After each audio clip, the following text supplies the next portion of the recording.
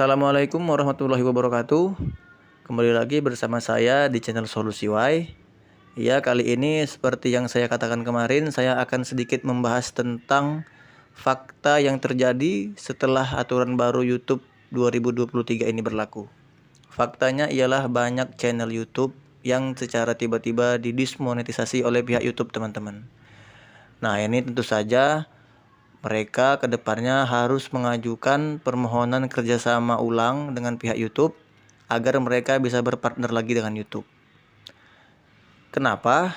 Di sini kebanyakan sih penyebabnya karena teridentifikasi konten berulang atau reupload. Jadi maksudnya di sini konten yang dibuat oleh mereka kemungkinan sudah pernah diupload oleh orang lain. Mungkin mereka edit sedemikian rupa supaya tidak sama. Tapi kan tetap saja itu konten orang lain yang mereka ambil, mereka edit, lalu mereka posting menjadi konten mereka. Padahal aslinya itu konten orang lain. Nah, itu pihak YouTube tidak bisa menerima itu. Baru juga mungkin ada konten yang berisi lagu di dalamnya. Itu juga YouTube gak bisa menerima hal itu. Dan atau juga mungkin kontennya itu ada berisi berbau-bau kekerasan atau hal-hal yang membahayakan, makanya YouTube tidak bisa menerima hal itu. Jadi sebaiknya konten yang seperti apa yang kita buat, konten yang paling aman itu, konten yang paling jauh dari risiko itu ialah konten original, konten yang kita rekam sendiri, dan kalau bisa lebih bagus nampak muka suara sendiri. Nah, jadi buat teman-teman yang memang terkadang masih belum pede untuk nampilin mukanya di depan kamera, nggak masalah, paling tidak minimal pakai suara sendiri. Jadi mungkin objek di kameranya itu mungkin teman-teman bisa pakai objek lain, dan yang pastinya minimal harus pakai suara sendiri.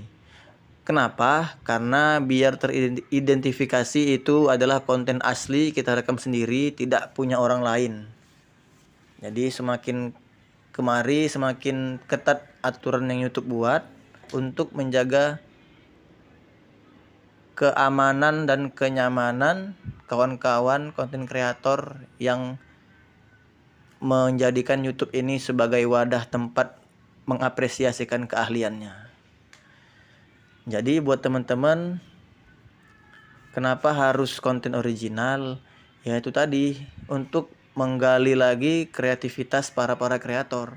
Jangan hanya bisanya ambil konten orang, edit sedemikian rupa, terus di upload jadi konten kita. Nah, itu kan istilahnya tidak mencerminkan kreativitas kita sebagai kreator. Apalagi nanti ngambil konten orangnya tanpa izin, diam-diam terus diedit. Nah, itu kan tindakan yang kurang baik ya teman-teman. Jadi udah banyak beberapa YouTuber memang yang mengangkat masalah ini, membahas masalah ini. Tentu saja mereka ada yang menyalahkan karena ini. Jadi sebenarnya jawabannya sudah ada dari YouTube sendiri karena terindikasi konten berulang. Jadi nggak perlu menyalahkan trik ini. Karena pihak YouTube sudah menjelaskan sebabnya konten berulang, ya udah, jadi nggak perlu saling menyalahkan. Cukup cari solusinya gimana agar kedepannya bisa membuat konten yang aman, jauh dari risiko. Ya tentunya mungkin buat teman-teman yang memang saat ini belum pede untuk tampil depan kamera, pelan-pelan harus dilatih. Minimal suara harus suara sendiri ya teman-teman. Jangan terus-terusan pakai suara robot. Pakai suara robot juga bisa. Ada beberapa yang bisa pakai suara robot, cuman cukup beresiko. Dikhawatirkan nanti di tengah jalan terkena lagi dismonetisasi oleh pihak YouTube dan jadi sia-sia.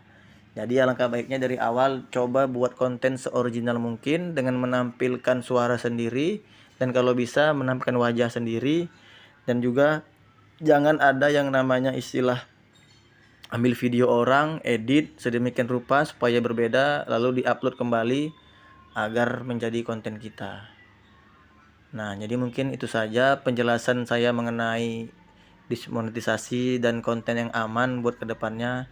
Semoga kawan-kawan bisa lebih kreatif lagi dalam membuat konten dan lebih pintar lagi dalam menjaga channelnya. Buat teman-teman yang belum subscribe, bisa tolong bantu subscribe, like, comment, and share video ini agar channel ini bisa lebih berkembang lagi. Terima kasih teman-teman semua. Assalamualaikum warahmatullahi wabarakatuh.